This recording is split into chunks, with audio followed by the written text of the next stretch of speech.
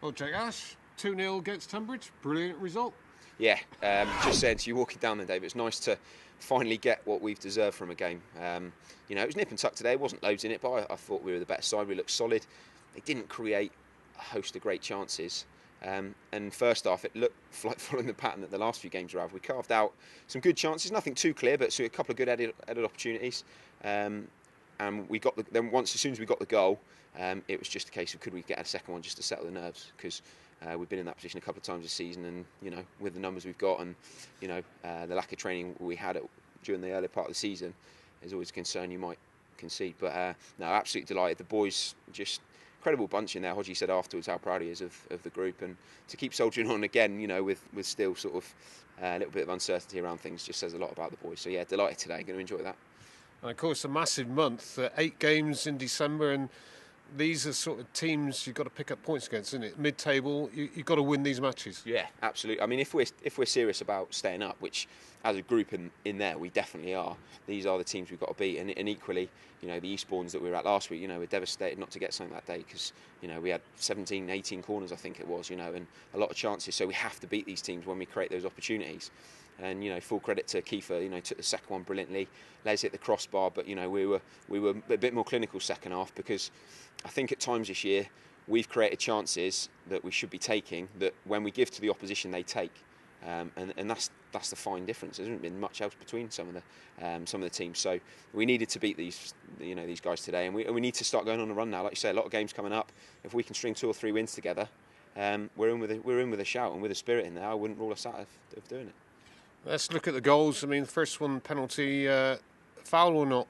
I couldn't see. I know it's an easy thing to say, but I'm a defender in my defence, so I was about 30, 40 yards. I had a chat with Andy. He said he had a hand in his back. But, I mean, for me, the blatant one was the one in the first half, where I think it was Marcus got absolutely poleaxed. And it's one of those frustrating ones that anyone else on the pitch the referee gives, but that was even more of a penalty to me. But, yeah, I mean, I'm sure they'll feel aggrieved, but, we've had a few soft ones this year, and they do even out. But we needed that just to settle the nerves and just to get the crowd behind us a little bit more.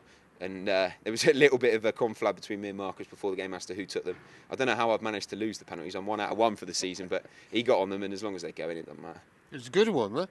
I thought it was poor. No, it was a good one that it went in. That's all I'm concerned about. If the goalie went the right way, he'd have saved it. So I've said to Hodgie about changing them next week. I'll see if I can get back on them. Right, let's hope there's not one on Tuesday anyway. But the second goal, Kiefer Moore looked as if perhaps he delayed it, but what a goal. He's capable of that. He's a funny lad, and I've said this to him. And, he's one of a kind, personality-wise and playing-wise. He's a funny old stick. He just gets on with things, and he's a bit awkward, and on the pitch that is, not off it. And he's a handful. And he's still got a lot to learn. He went quieter as the game went on. Actually, I felt last 20 minutes.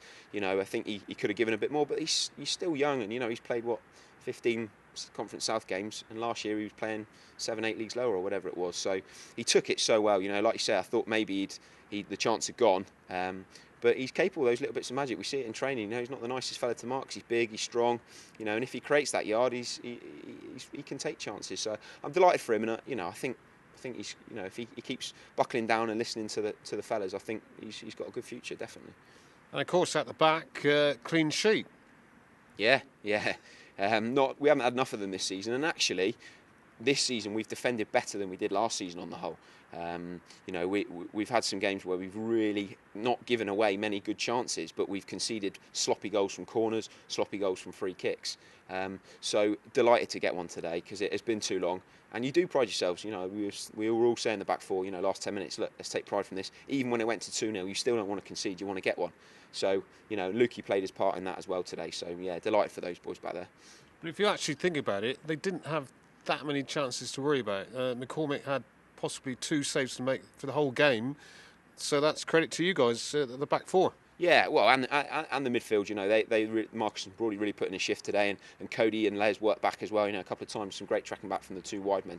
Real team effort, yeah, of course, the back four are the ones that get the pats on the back, but, I think it was a team effort, and like you say, yeah, I can't remember Luke making a save where I thought, wow, that's a top keeper making a good save. It was, just some good hands where we took fairly comfortable shots. I think I'd have saved those ones.